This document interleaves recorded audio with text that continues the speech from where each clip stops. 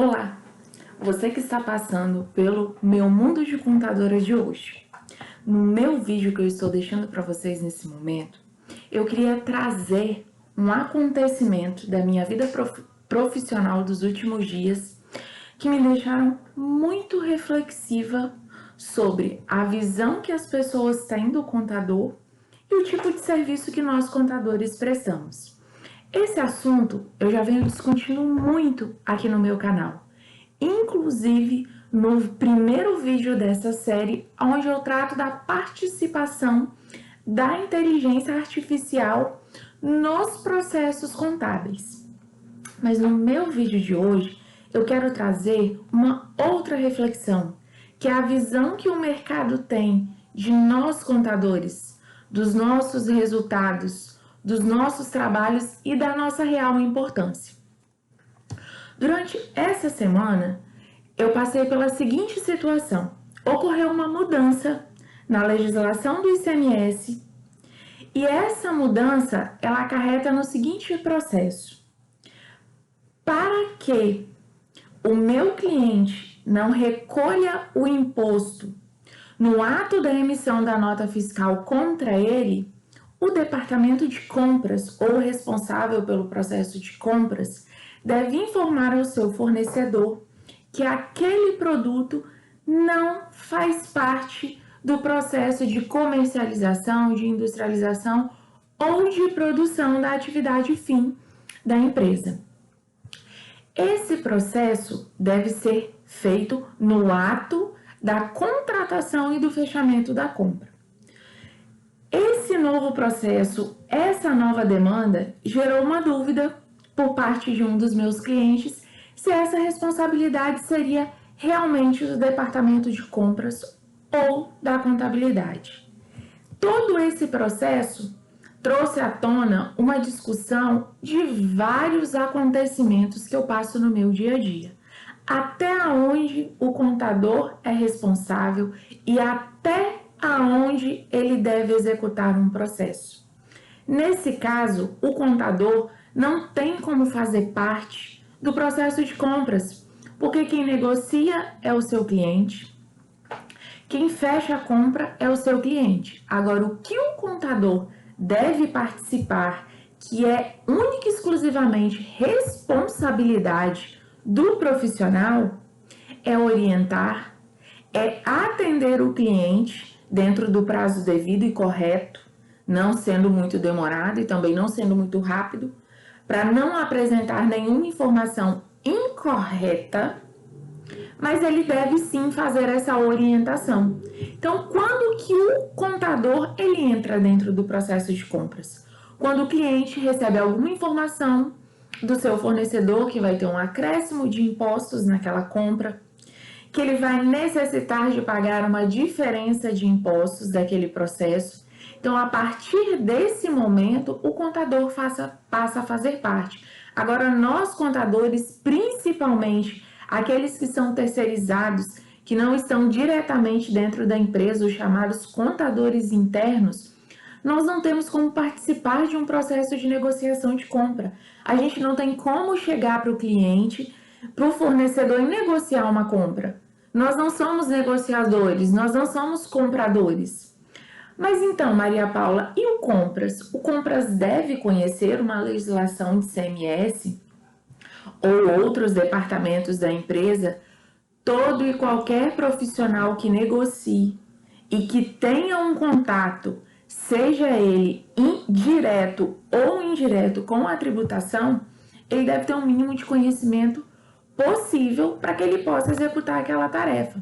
Tanto que, se a gente for observar profissionais que são relacionados a faturamento e a compras, as vagas exigem um conhecimento necessário.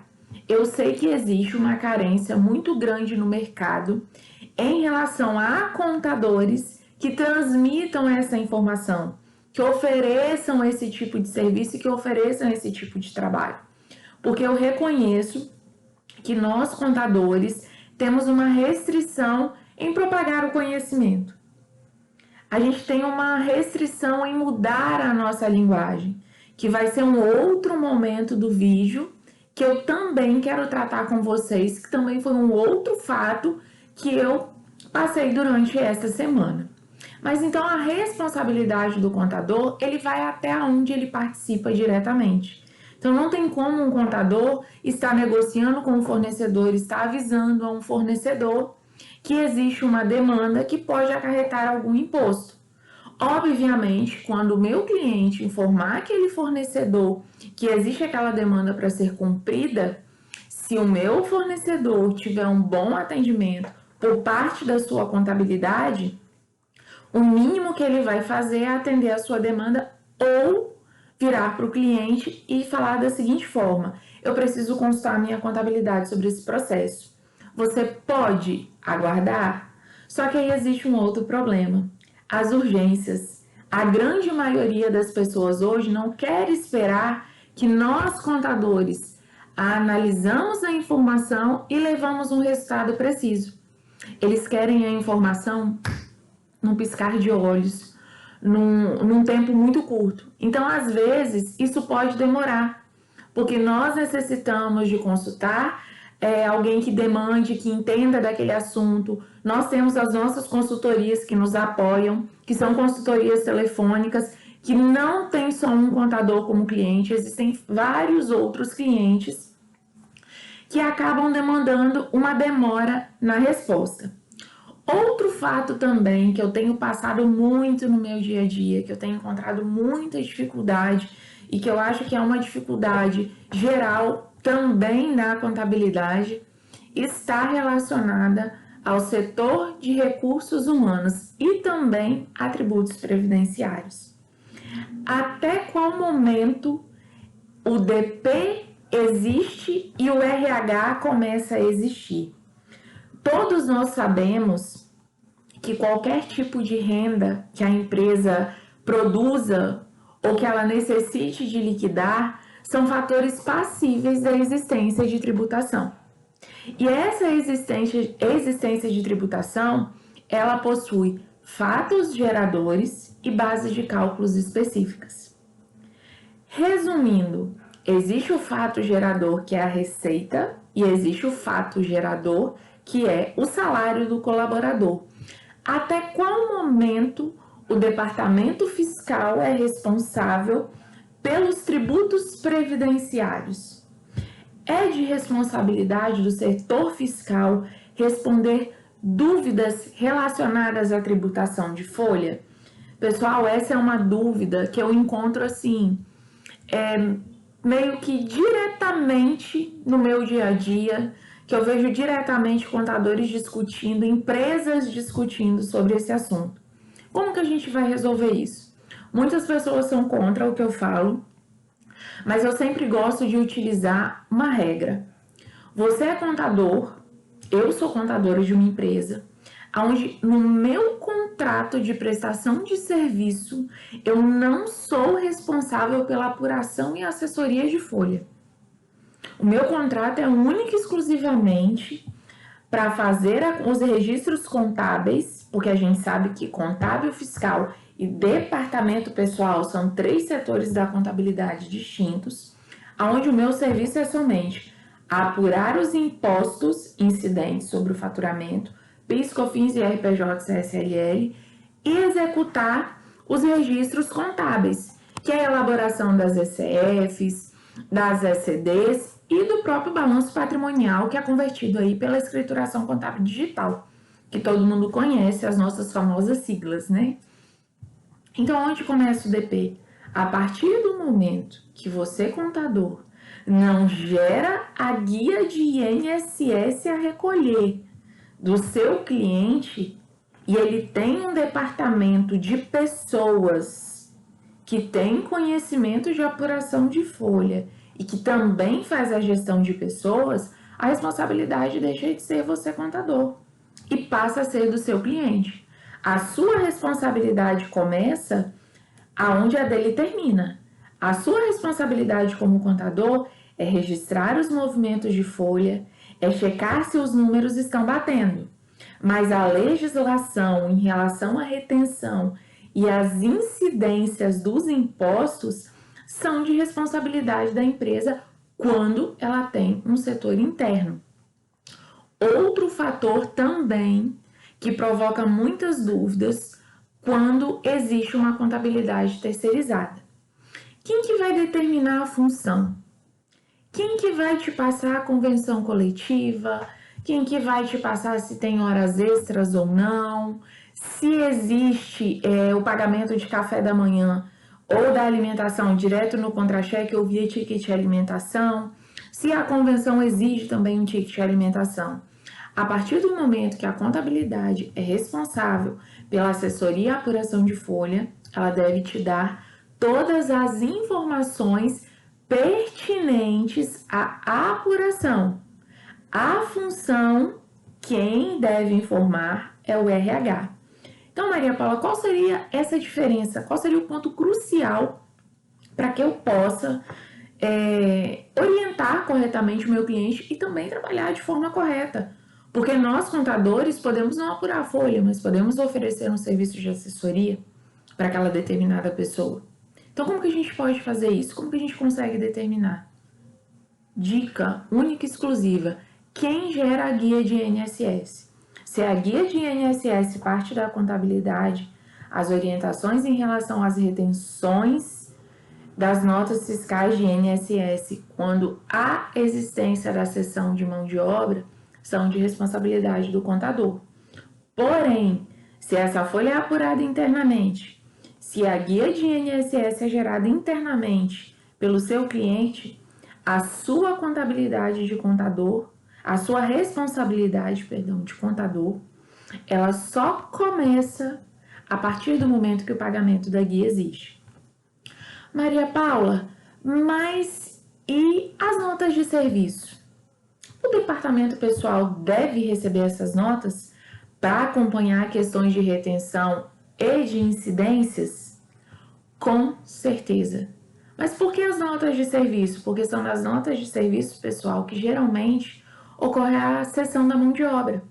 Ou um tomador pessoa física, ou um tomador MEI, ou um prestador MEI, que são fatos geradores da retenção de INSS. Então, nós temos que trabalhar isso de uma forma muito delicada e muito atenciosa, porque são fatos que vão no nosso dia a dia da contabilidade que fogem da nossa ossada. E é muito comum as empresas confundirem as responsabilidades, porque a nossa começa quando a guia está paga e a deles termina quando a guia foi paga. Então, se a guia for paga errada, se tiver alguma retenção de serviço que não passou pelo departamento pessoal interno, ou pela contabilidade, ou que a contabilidade deixou de ver, essas multas, infelizmente, são de responsabilidade de quem praticou o fato incorreto. Então, a gente deve prestar muita atenção no corte, guia. Quem emite a guia? Quem emite a guia é a contabilidade, então responsabilidade da contabilidade. Quem emite a guia é o departamento interno da empresa, responsabilidade da empresa. Mas é muito comum, torno a falar para vocês, existir essa divergência de entendimento.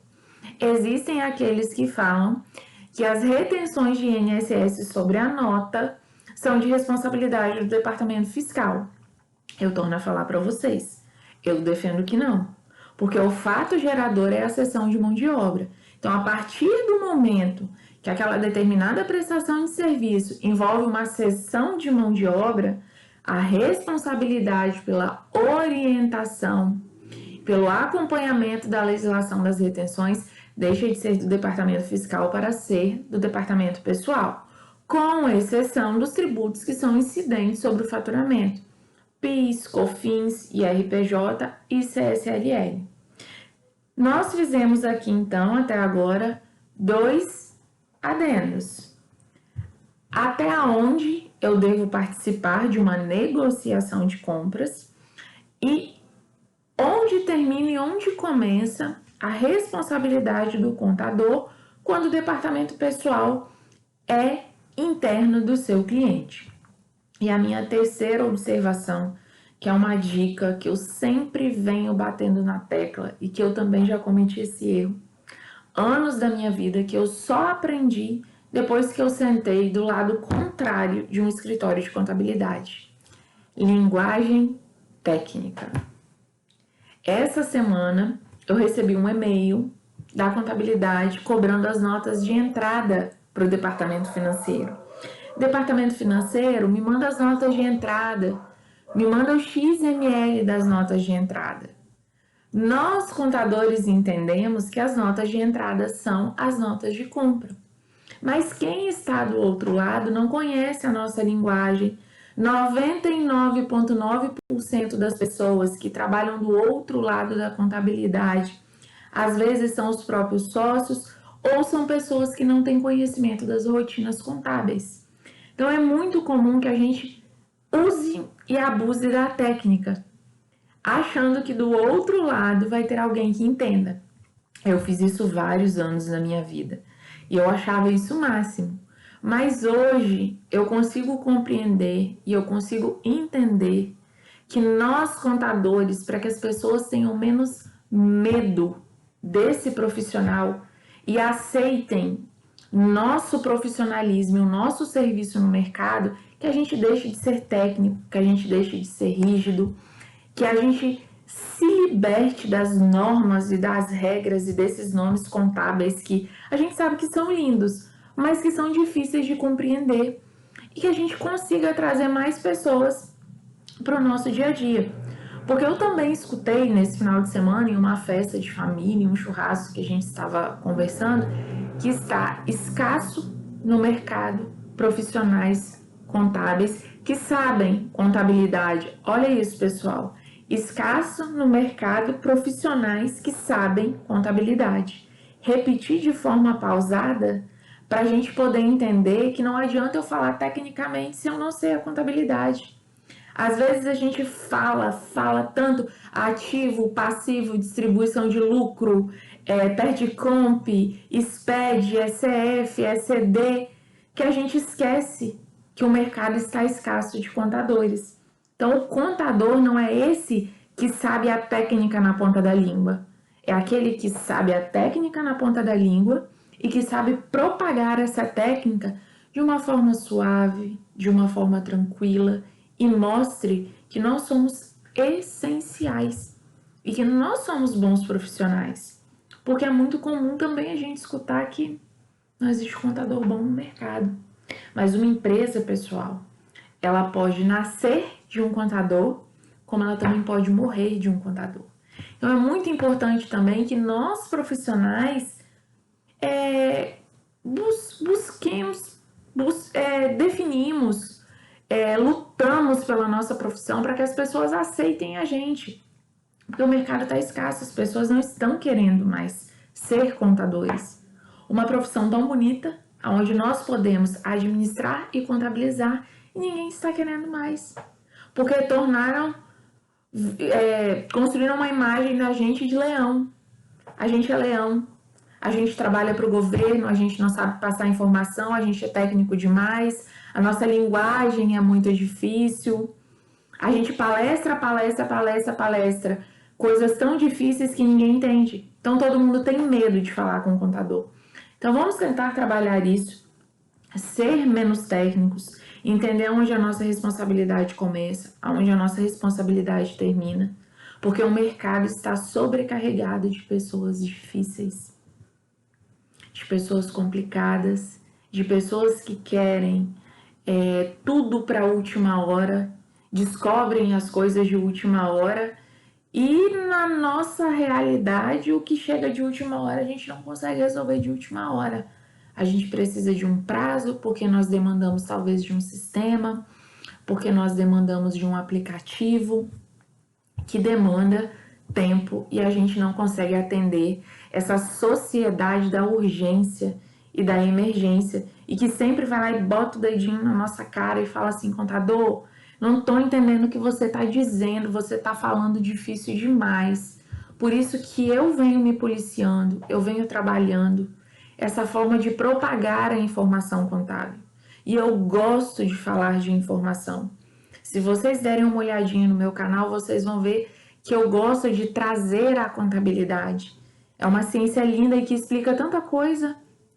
Ela explica para você por que você fica pobre com cartão de crédito, por que você pode ganhar dinheiro com uma coisa que não faz parte do movimento de compra e venda da sua atividade do dia a dia. Eu explico para você por que uma alíquota de imposto de renda é mais alta para quem tem mais dinheiro. Então são coisas assim, tão simples, que se tornaram um monstro ao longo dos tempos, porque nós construímos essa imagem de dificuldade. Porque a grande maioria dos meus colegas de profissão, eu acho que você que está aí do outro lado, também já está refletindo sobre isso. Às vezes a gente quer falar muito técnico. A gente acha que isso é massa, né? Vamos falar, usar a linguagem dos nossos adolescentes, que eu também sou professora. É massa você falar técnico. Só que se eu chegar numa reunião e falar que a distribuição de lucro provoca uma perda acumulada durante o período de distribuição e de receita para os sócios participantes ou não, o meu cliente não vai entender, sendo que a minha resposta é: quanto menos receita você tiver, mais dinheiro os sócios vão receber. Então a gente precisa de simplificar essa conversa, de trazer o empresário, de trazer os profissionais para o nosso lado e tirar esse medo que eles têm da contabilidade. Esse fardo que a gente carrega de ser difícil. E o que eu sempre gosto de dizer: contador não é matemático. Então a gente não precisa de saber fazer conta de cabeça. Agora eu preciso de saber o que os números dizem. E o que os números dizem não é técnica. O que os números dizem é dia a dia e realidade. Então essa é a minha dica e são os fatos que eu vivenciei esses dias e que vão ficar gravados na minha playlist do Meu Mundo de Contador aqui no meu canal no YouTube. E eu gostaria que você deixasse um comentário, que você deixasse uma pergunta. E se você que está vendo esse vídeo ainda não é inscrito no meu canal, se inscreva, porque eu vou estar trazendo diariamente fatos que acontecem no meu dia a dia que podem te ajudar a refletir, como esses 3 pontos que eu trouxe hoje podem te ajudar a se tornar um contador do futuro, porque a contabilidade, ela não vai acabar.